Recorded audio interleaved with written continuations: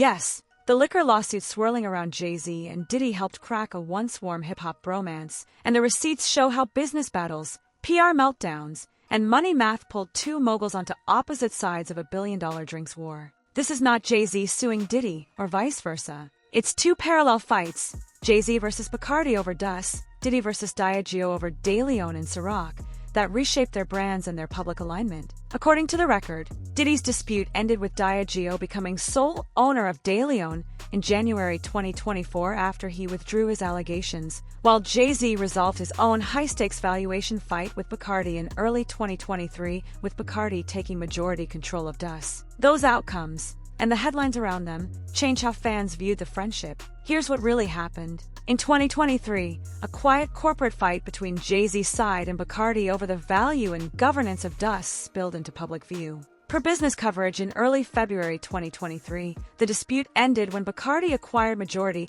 ownership of the cognac brand, while Jay-Z retained a significant stake. The precise terms stayed private, but the message was clear. The deal moved forward, the checks cleared, and both parties signaled they were satisfied enough to stop swinging. That mattered because it showed Jay-Z would litigate when he believed the numbers or the stewardship weren't right, and then he would settle once he got terms he could live with. Meanwhile, on a separate track, Diddy went to war with Diageo in 2023, accusing the liquor giant of treating his brands as black brands, underinvesting, and undermarketing DeLeón and Ciroc.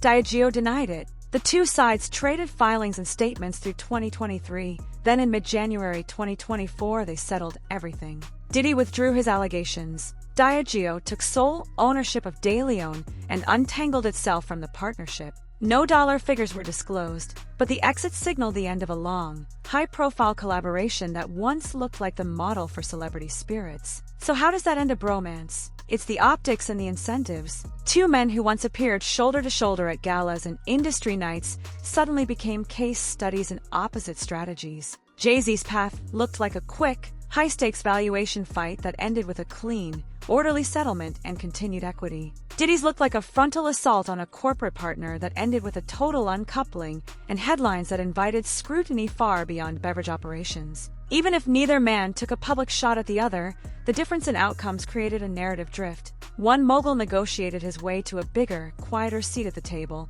The other exited the building entirely and kept fighting headlines on multiple fronts. Let's lay out the receipts in a tight timeline, because the dates tell the story. According to industry reports, on February 6 to 7, 2023, Jay-Z and Bacardi ended their Dus legal battle, with Bacardi buying a majority stake and Jay-Z retaining a meaningful interest. According to press and company statements, on January 16 to 18, 2024, Diddy and Diageo settled their disputes. Diddy withdrew allegations and Diageo became sole owner of DeLeón. Those two milestones are the bookends. In between, there were hearings, filings, and press notes that escalated the drama, but the final shape is what matters. Jay-Z stayed in a refined, premium French spirits lane with a deep-pocketed partner. Diddy stepped away from tequila entirely. Now the part that fans felt in real time, the public distance. The two icons had decades of photos from parties and award shows to business circles where they moved like parallel CEOs. Then the legal heat index spiked.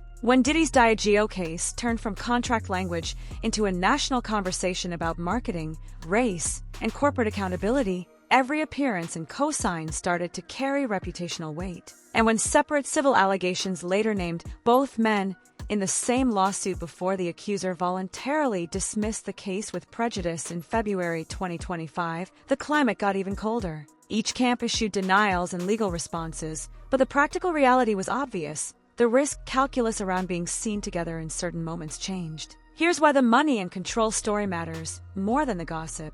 Look at incentives. Celebrity spirits is a leverage play. Put a trusted face on a liquid category where margins are strong and distribution is king. For Jay-Z, an audit and valuation fight was about what Dus was truly worth and how it was being run. Settling into a structure where a spirits giant holds the wheel while you keep meaningful equity is a rational outcome if you believe the brand can scale globally with fewer public storms. For Diddy, the fight, framed as civil rights and fairness in corporate partnership, was about image, investment, and autonomy. Ending that partnership altogether cut brand risk for Diageo, but it also removed Diddy's seat at one of the industry's fastest-growing tables. The divergence created a gap the public could feel. Same arena, different exits. Follow the PR trail, and you can see why the bromance narrative frayed. After the Diageo settlement, trade pieces emphasized that Diageo now fully owned DeLeón. On the dust side, coverage focused on a multi-billion-dollar dispute ending with Bacardi in majority control.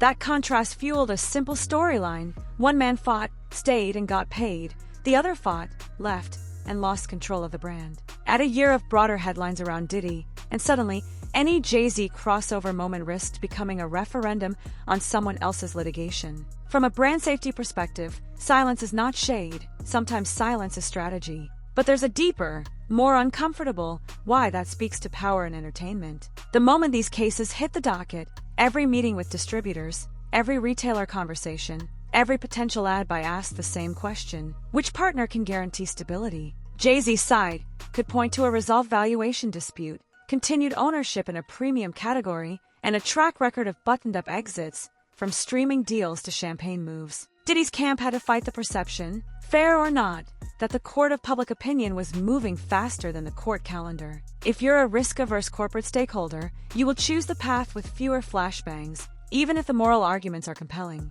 Let's take a second to address the common misconception head-on, because it matters. There was no Jay-Z versus Diddy lawsuit over DeLeón. Diddy's legal war was with Diageo, Jay-Z's was with Bacardi over DUS. The bromance ended by a lawsuit idea is a shorthand for how two separate legal sagas change the practical optics of being aligned. The friendships we imagine for superstars are usually brand alliances, and brand alliances move at the speed of risk. When your names are attached to billion-dollar beverage pipelines, your inner circle gets audited alongside your contracts. If you zoom in on the filings, you see the mechanics that break friendships in public, even if they survive in private. Diddy's complaints centered on marketing, distribution, and investment parity. The argument that the partner underfunded DeLeón relative to its potential and segmented it as an urban product. The counter-narrative rejected those claims and emphasized performance dynamics and partner conduct. With Jay-Z and Bacardi, the sparks flew over valuation, financial transparency, and governance,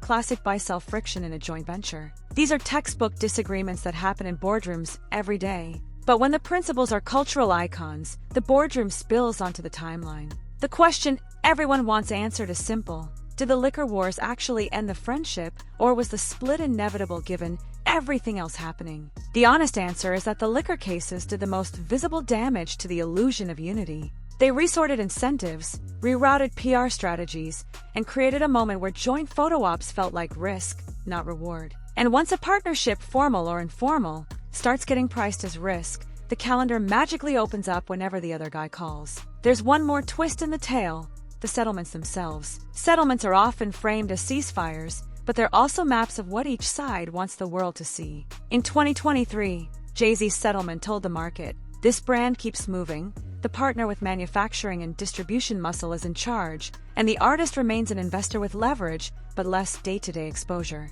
In 2024, Diddy's settlement told the market, the partnership is over, the corporation holds the keys, and the artist is out of the building. Two different endings create two different halos. If you care about what happens next, watch the shelves and the Super Bowl commercials. The winner in celebrity spirits is the brand that gets boring in the best way. Smooth supply chains, predictable media moments, and distribution you don't notice because it's everywhere. Jay-Z's play signals more of that. Diddy's exit signals a pivot out of tequila at scale. And the bromance. In a world where reputation is part of a supply chain, the friendship can be real and still be off camera for a very long time. Here's the takeaway. The lawsuits didn't just settle money, they settled narratives. Jay-Z's path rewarded discretion and durable equity. Diddy's path forced a public argument that ended with a clean corporate cutoff. Neither approach is morally pure or simple. Both reflect different readings of power, fairness, and control. But when the filings closed, so did the window for easy joint branding. That's why fans felt like a bromance ended. It wasn't one betrayal, it was two business models colliding under the hottest lights in pop culture. To wrap it up, the record shows this isn't a feud in the tabloid sense, it's a divergence. The two most famous playbooks in celebrity liquor went in opposite directions, and their owners traveled with them. That's the story you've been hearing in whispers. Not a single lawsuit between friends, but two lawsuits that made being seen together the wrong headline. And in the era of brand as armor, that's all it takes.